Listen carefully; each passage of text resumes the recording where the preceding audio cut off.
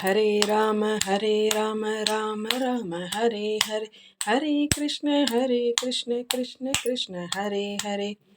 அனைவருக்கும் வணக்கம். நான் இன்று உங்களுக்கு சொல்லப்போகும் கதை கல்லை பெண்ணாக்கிய திருவடியின் பெருமை.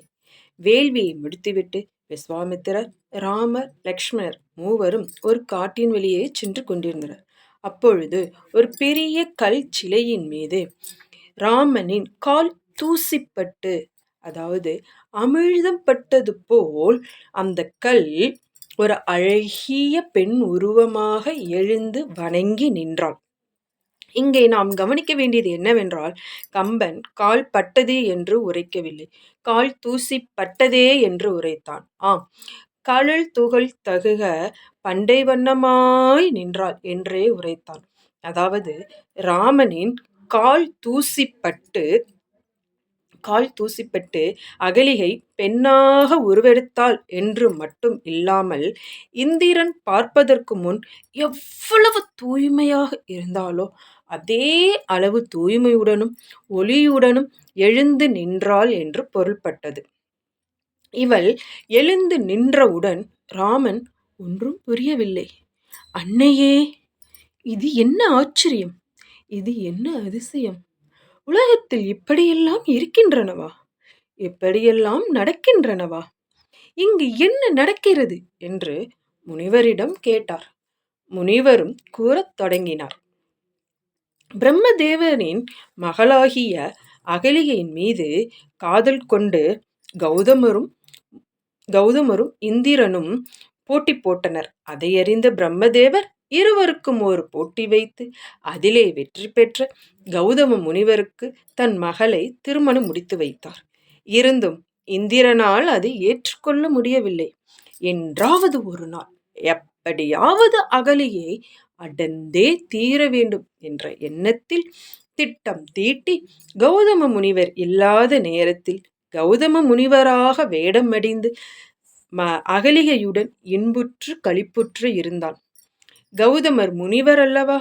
கங்கை நதிக்கரை சென்ற அவருக்கு ஏதோ சந்தேகம் வர விரைந்து குடில் நோக்கி வந்தார். அங்கே இருவரும் களிப்புற்று இருப்பதை பார்த்தவுடன் கோபத்தின் உச்சிக்கே சென்றார். இந்திரனை பூனையாக சாபமிட்டார்.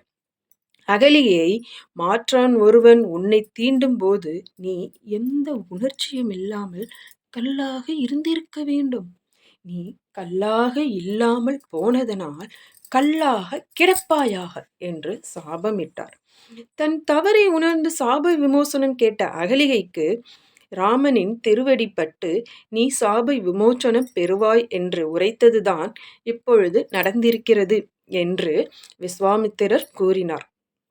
இதை கேட்டவுடன் மறுபடியும் ராமர் அன்னையே என்று திருவடி பணிந்து, வாருங்கள், கௌதமரும் நீங்களும் இணைந்திருங்கள் என்று இருவரையும் இணைத்துவிட்டு வந்தார். கம்பன் இன்னொரு இடத்திலும் ராமனின் திருவடியின் மகிமையை கூறியிருக்கிறார். சீதா பிராட்டியை பார்த்தவுடன் ராமரிடம் இந்த செய்தியை எப்படியாவது எவ்வளவு சீக்கிரம் எவ்வளவு வேகமாக நம்மால் சென்று கூற முடியுமோ அவ்வளவு வேகமாக சென்று கூற வேண்டும் என்று மனதில் நினைத்து கொண்டு, மலை மீது இருக்கும் சூரியன் போல் ஒரு குன்றின் மேல் ஏறி நின்று ராமனின் திருவடியை மனதிலே நினைத்து தொழுது வணங்கி ஆகாய மார்க்கமாக விரைந்து சென்றான் என்று கவிஞன் கூறியுள்ளான். அது மட்டுமில்லாமல் எல்லாம் இனிதாக முடிந்த பிறகு ராமன் அனுமனிடம் கூறுகிறார், உயிர்விட துணிந்த சீதையிடம் நான் கொடுத்த கணையாழியை காட்டி அவளை உயிர்ப்பித்தாள்.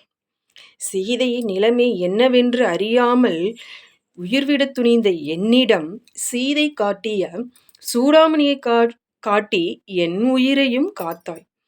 யுத்த களத்திலே விழுந்து கடந்த லட்சுமணின் உயிரையும் நீந்தான் காத்தாய்.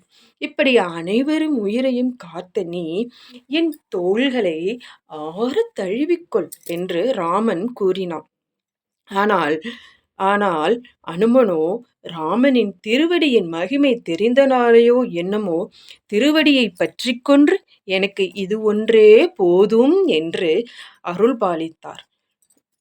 ஹரே ராம ராம ராம ஹரே ஹரே, ஹரே கிருஷ்ண கிருஷ்ண கிருஷ்ண ஹரே ஹரே.